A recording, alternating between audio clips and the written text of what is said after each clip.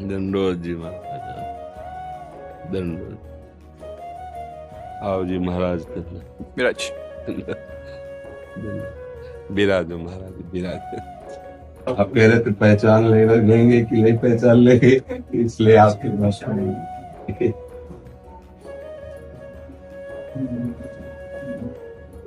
क्या सेवा करे जी आपके, दर्शन दिए आगे आप। बड़ी कृपा करे। बहुत बहुत अच्छा लगा, बहुत अच्छा लगा। नहीं, हमको भी बहुत अच्छा लगा, आप दर्शन दिए आके। बहुत कृपा की, बहुत। साधना, उपासना, भक्ति, तपस्या सब होती है, पर गुरु के प्रति प्रेम, गुरु वाणी के प्रति ऐसा प्रेम, ये जो देखने को मिलता है ना, ये दो ऐसी अमोघ चीज हैं जो कितना भी कोई पतित हो उसका महामंगल। दंडोत जी महाराज, दंडोत। आप कुर्सी पे विराजेंगे? नहीं, आप कृपा करें कुर्सी पे बैठ जाए। आसन विराज, विराज, विराज। सुनो, हाँ, महाराज जी को माला पे।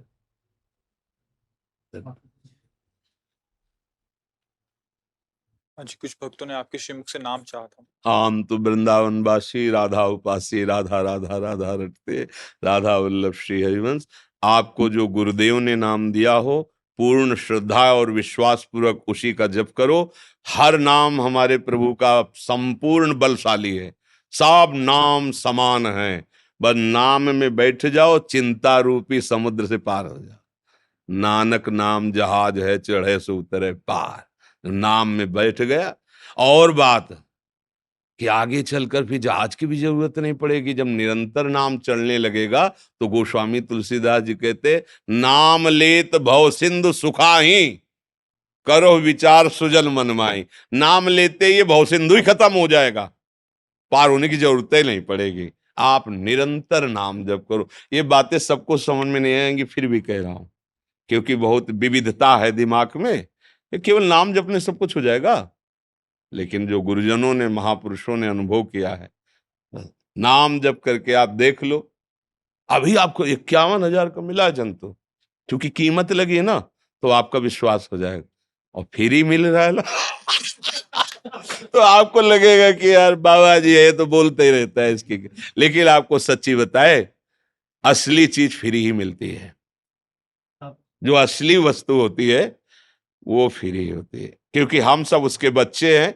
अगर टैक्स से युक्त मिले तो मतलब है कि बनावटी है, उसमें फिर मिलावट है। अगर टैक्स से है तो मिलावट है। नहीं, हमारे मालिक की असली वस्तु फ्री मिलती है। देखो, फ्री वायु, फ्री वायु, ये भूमि, जल, जो हमारा जीवन हमारे मालिक ने फ्री किया।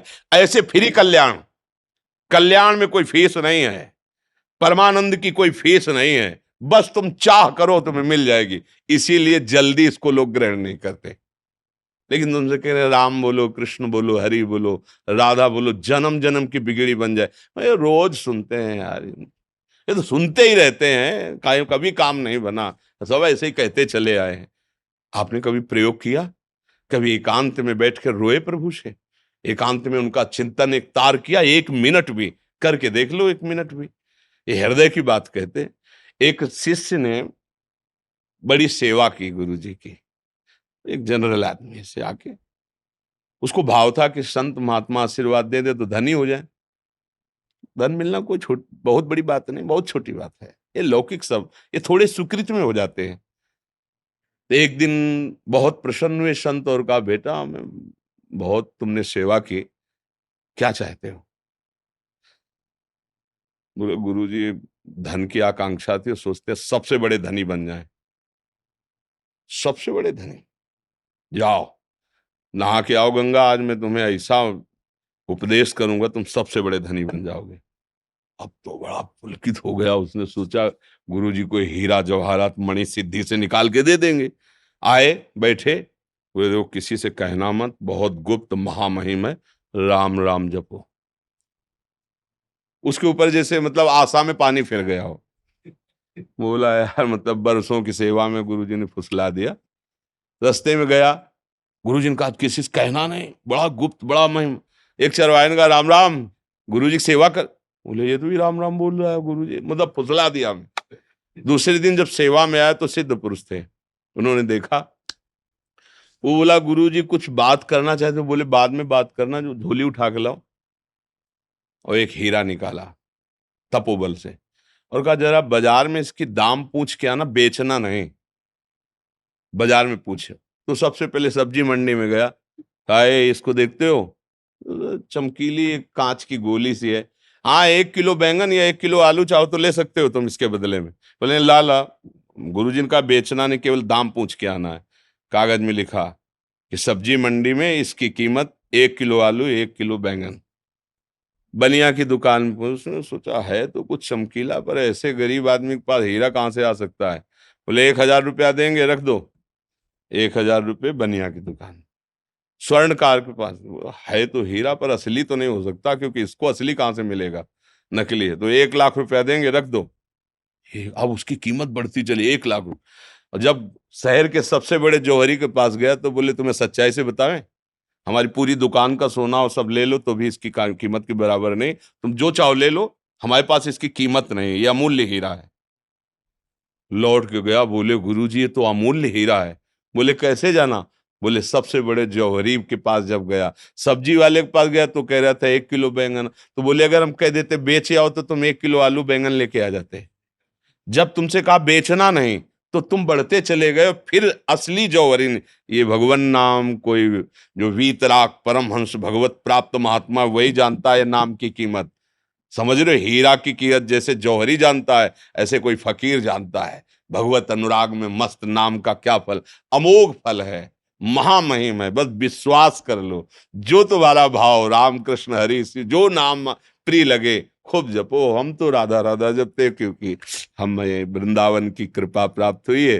तो राधा रानी के चरणों का आश्रय, और राधा राधा राधा। क्या सेवा करे जी आपके दर्शन दिए आके आप बड़ी कृपा करिए, बड़ी कृपा। आओ जी महाराज, धन्यवाद विराज। धन्यवाद। विराजो महाराज, विराज। धन्यवाद। आओ जी विराज, बड़ी कृपा की, आप दर्शन दिए आके, बड़ी कृपा की। ये पहले महाराज को उठा के आओ, ये हमारी लाडली जी की प्रसादी वस्त्र है। हाँ, श्री जी की, ठाकुर जी की प्रसादी। जय हो मेरे प्रभु, आपकी जय।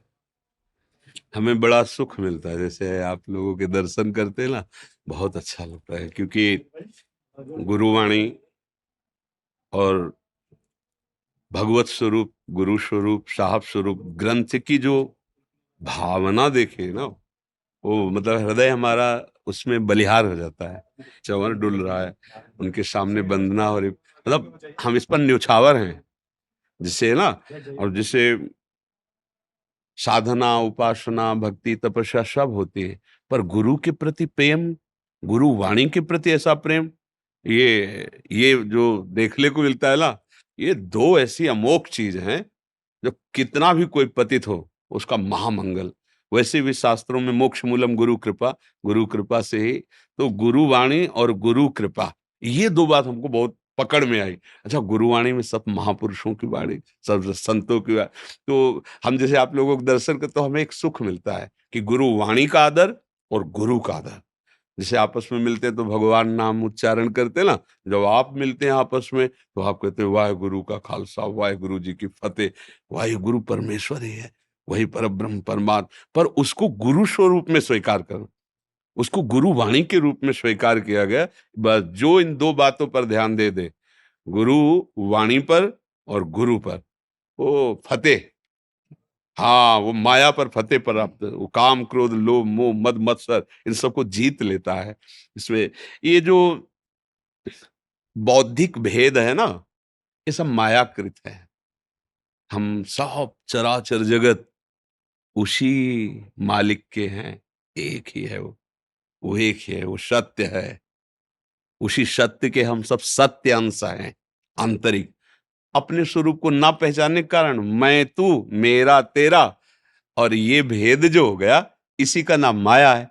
और इसी भेद को जो मिटा दे, राग द्वेष को मिटा दे, वही गुरु स्वरूप है, वही आत्म स्वरूप है, वही फतेह को प्राप्त हो गया, वही मंगलमय हो गया है। बहुत बहुत अच्छा लगा, बहुत अच्छा लगा। नहीं, हमको भी बहुत अच्छा लगा, आप दर्शन दिए आके बहुत कृपा की, बहुत राधे श्याम राधे। बोले सोनिया जय वाहिगुरु जय जी का खालसा वाहिगुरु जी की फतेह। जय जय श्री राम। एक मेरा प्रश्न था, मेरे को जैसे पहले थे ना जिज्ञासु, पहले शुरू में लगा सवाल भगवान से कि भगवान आप मेरा मार्गदर्शन ऐसे करें, अब मेरे को ये सब चाहिए। अब कोई कह भी दे ना, मेरे को भगवान से मांगने का मन नहीं करता। हाँ, ये उत्तम बात है। नहीं, वो सर्वज्ञ है ना, सर्वांतर्यामी है, उससे क्या तो मांगना। फिर सर जैसे हम सभी में देखते हैं, मेरे को भक्ति का मार्ग एक ही दिखता है। जी हाँ, तो एक ही है, एक ही है, उसमें अंतर थोड़ी है।